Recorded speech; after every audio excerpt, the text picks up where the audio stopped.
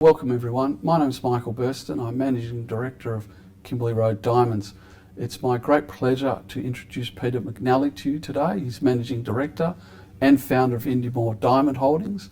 Indiamore's got a major diamond mine that we've invested heavily into in the Kimberley and Western Australia, and we're going to ask Peter some questions about his thoughts about the project. Peter, welcome to the offices of Kimberley Road Diamonds. Thank you, Michael. I've been involved with the project since 2016. I've been really impressed with the progress to date. For some of our investors that are not as familiar with the project as I've become, could you tell us a little bit about the story of the lost alluvials of Ellendale? There were about 50 lamprite pipes or volcanoes in the Ellendale diamond field. When they blew up, they spread diamonds around, then over the next 22 million years, they eroded away. At the same time that the surface of the earth changed, and so they got lost and covered in deep sediments. Right, and what was the depth of the sediment? Is it very, very deep? Yes, unusual for alluvial diamonds, between 12 and 25 metres deep. So they weren't actually lost, they just weren't found. We've now found them. Correct. The explorers didn't expect them to be that deep, and we have found them there. And what was the process? How did we actually find them? Well, first of all, we had to find which way the ancient rivers drained. Right. We used modern geophysical techniques to do that. Once we found that they drained to the south, we knew they were there, and it was just a matter of drilling deep enough. So Peter, the West Australian Government has now listed the Indiamore project as what they classify as a major project. What does that mean for our investors? Well, that means that the project's up there with those big iron ore and gold producing companies that are in Western Australia that are producing. And so we've been classified there, we've been registered now for online production reporting and for the sale of our diamonds. They're basically treating us as a producer, which we are. Right. And in terms of the size of the resource, what has it been valued at? Well, it's 1.3 million carats, and a conservative valuation for that is somewhere between $1 and $1.5 billion in the ground. Right, and in terms of context, what other types of major projects are now underway in Western Australia? Oh, the big ones like the oil and gas, Woodside, the Northwest Shelf, the iron ore projects of the Pilbara, the big gold projects of Kalgoorlie and around there. Fantastic. So we're right up there with them. We are, as a diamond project, we are. Okay. What would you consider as the full potential of this project now? Oh, the project has really only been explored to a maximum of 25% of its real potential. We've got a fair way to go. I would say that its real potential is somewhere between 2.5 and 5 million carats, maybe more. Right, sounds exciting. Well, it really is. Now that we have been able to extract high grades of diamonds out of the ground, have them cut, polished by world experts, and them to say just how good a quality and what the high demand is, it is very exciting. As most people that have any idea about the diamond business, the Ellendale yellows are very, very famous. What's the market saying about this new discovery of this new supply chain? Oh, the diamond tariffs that saw the diamonds that we recently sent for evaluation and cutting are pretty much over the moon about them. Yes. The shape is fantastic. They are typical, as they call them, Ellendale models. Right. They have purity of colour and trueness to the colour. They are exceptional diamonds. So I would imagine that Tiffany's will be knocking on our door pretty soon.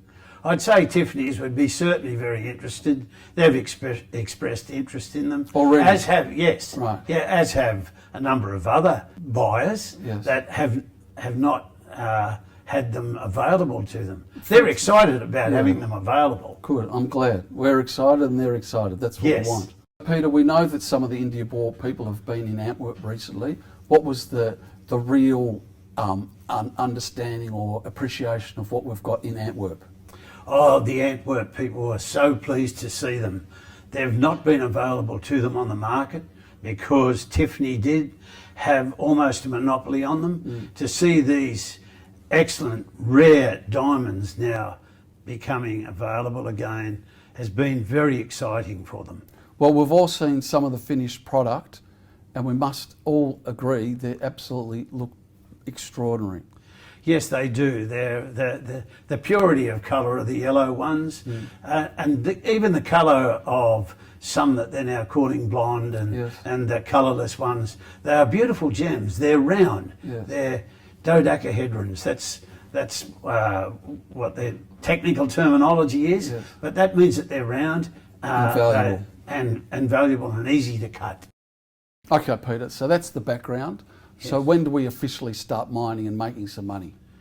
Well, this year we hope to be starting small scale commercial mining. That's scheduled to commence around about October. Prior to that, we've got a couple more big trenches to dig. They are like mines, and the government is treating us as a miner, so we've got strict compliance. But I would imagine that we'll be producing commercially by the end of the year.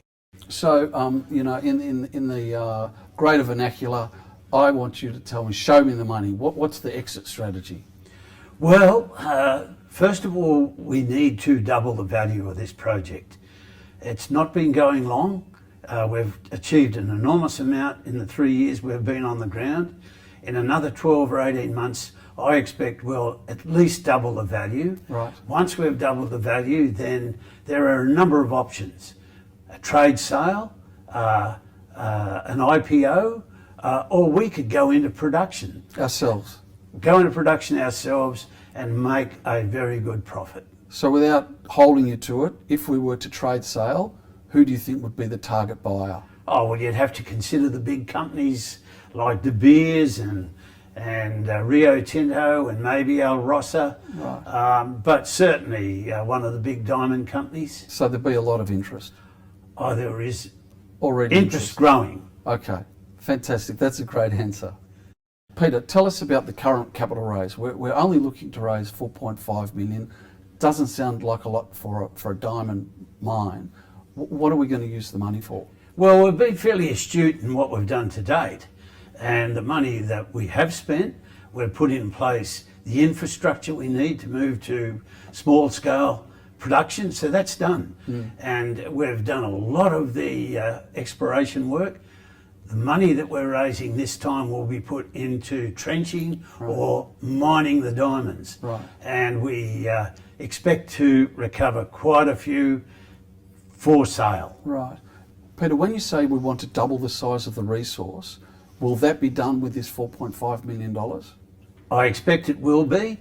It may even be more than double. Yes. I expect that we will recover 10, maybe 15,000 carats of high quality diamonds. Right. They may have a value somewhere between 10 and $15 million. So that will make the project self-funding. Okay. So just a quick question before we finish. I know your time's valuable. We've already established a 12-kilometre length of area where we've got the diamonds. We're trying to establish another 7 kilometres of area where we've got the diamonds. Is that right? Yes, that's correct. We were recently offered by the Minister for Mines in Western Australia some ground adjoining our project. Yes.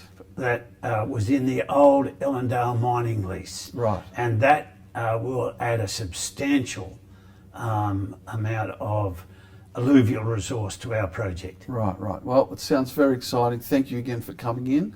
And I think that that's really helping our investors understand how our money is being used, and for new investors what the money will be put to. Thank you. Thank you for the opportunity, Michael.